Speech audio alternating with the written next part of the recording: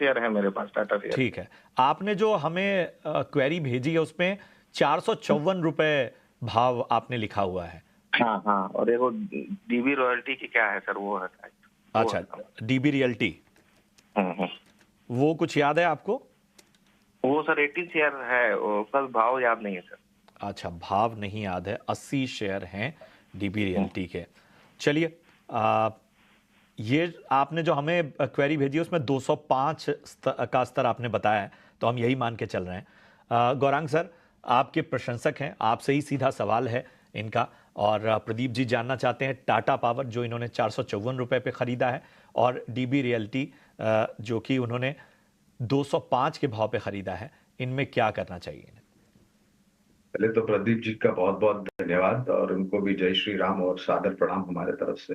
तो प्रदीप जी, काफी लंबे समय से हमने टाटा पावर पर निवेश की राय निरंतर दी है, और जिस प्रकार से सरकार की नीतियों को लेकर के बदलाव हो रहा है इस क्षेत्र से, वो बहुत बड़ा एक अपॉर्चुनिटी के रूप में उभरता हुआ आया है, और आने वाले भविष्य में उभरता हुआ दिखाई देगा।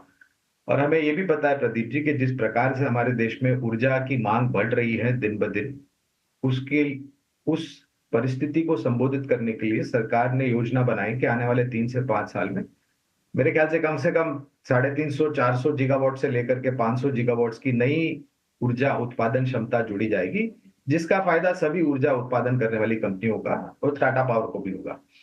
अनुमानित 550 के लक्ष्यांक हम निर्धारित करके चल रहे हैं प्रदीप जी। आने वाली जो तिमाही नतीजे आएंगे, मात्र एक नहीं, दूसरे तीसरे चौथे और अगले वित्तीय वर्ष के, तो एक सकारात्मक सा नजरिया है। क्योंकि ये थोड़ा बहुत चल चुका है प्रदीप जी, तो शायद थोड़ा बहुत दायरेबंद कारोबार कर सकता है। लेकिन अगर आपका नजरिया लंबी अवधि का है तो आप निश्चिंत होकर के बने रहें। आपके पास संख्या के रूप में 100 शेयर है।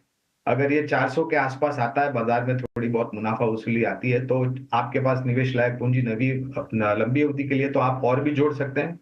किसी को अगर नया निवेश करना है तो उसकी भी हम राय देंगे।